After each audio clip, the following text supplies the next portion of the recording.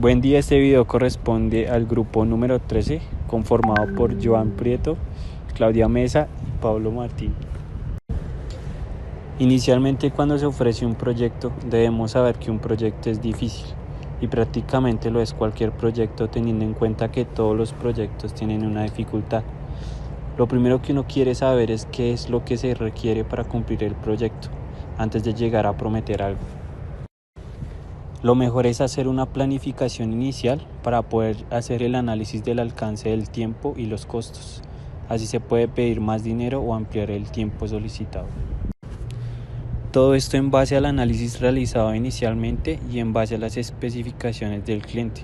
Ya teniendo la planificación se puede decir si el proyecto tendrá un costo mayor al que se tenía calculado inicialmente o no. El tiempo también es un factor importante, pues cumplir con el proyecto puede influir en mayor tiempo o menor tiempo, dependiente de las especificaciones finales en este. Luego se deberá hacer una planificación teniendo en cuenta la producción para identificar si el proyecto va a demorar o no.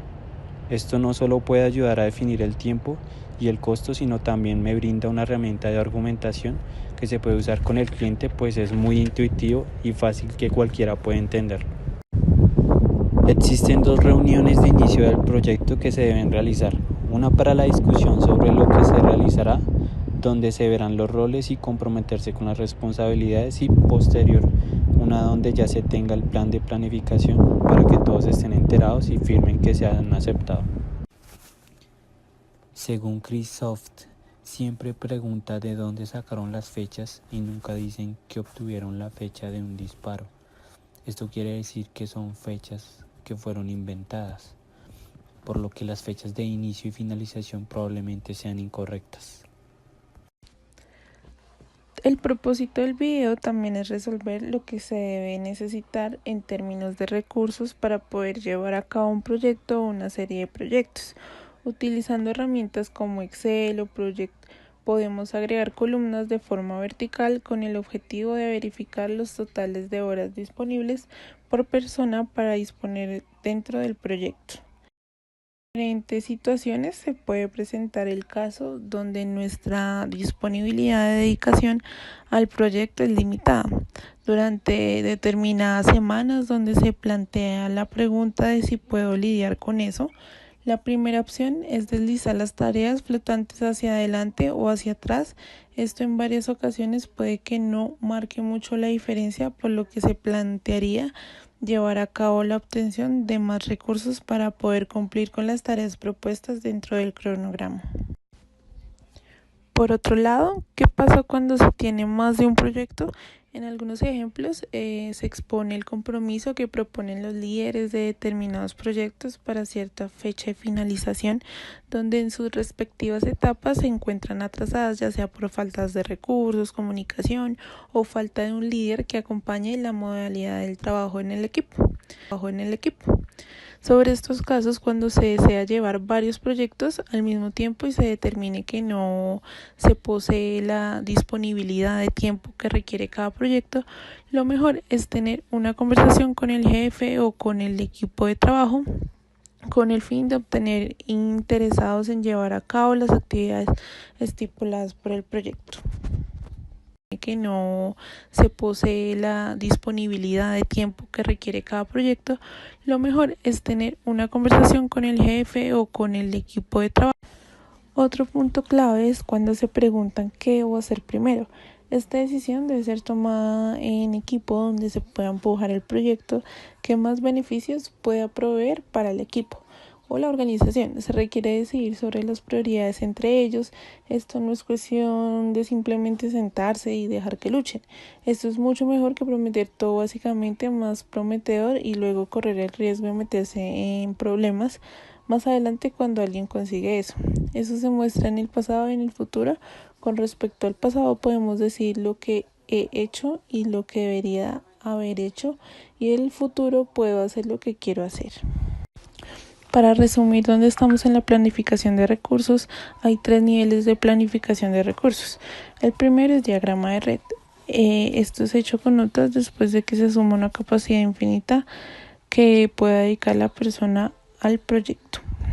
El segundo es cuadro básico de latas, el cual nos ayuda a analizar la capacidad para ese proyecto en aislamiento.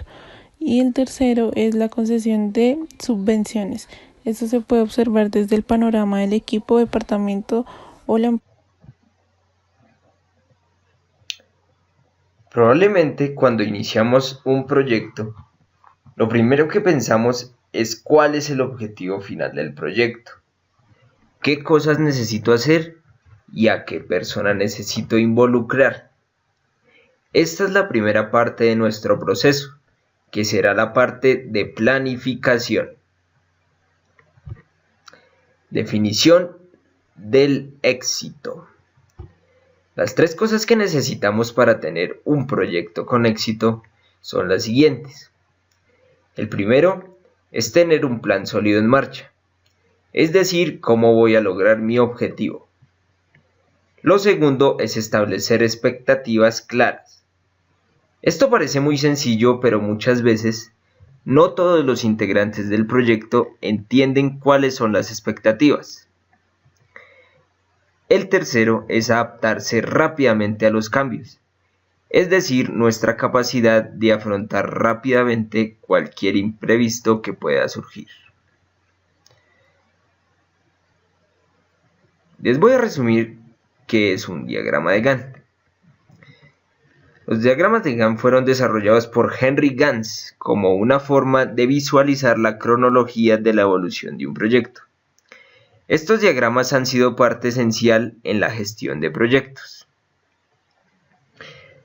La cronología de los proyectos, los diagramas de Gantt buscan una forma visual de representar la cronología de un proyecto, es decir, que nos permite ver de una forma muy rápida cuáles son los tiempos realistas para realizar cada tarea o acción que se tiene que hacer, cuáles son las prioridades y cuál va a ser el orden de estas tareas, es decir, cuáles vienen primero y cuáles son las siguientes tareas que se deben hacer.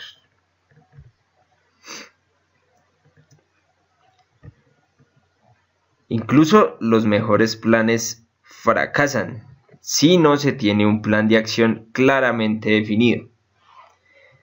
Para que estos planes no fracasen y mediante el diagrama de Gantt tenemos que reunir una serie de requisitos.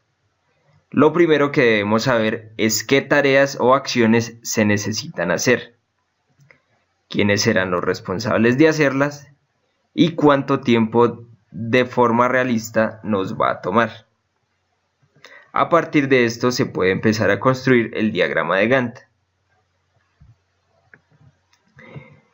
Se necesita definir un plan claro.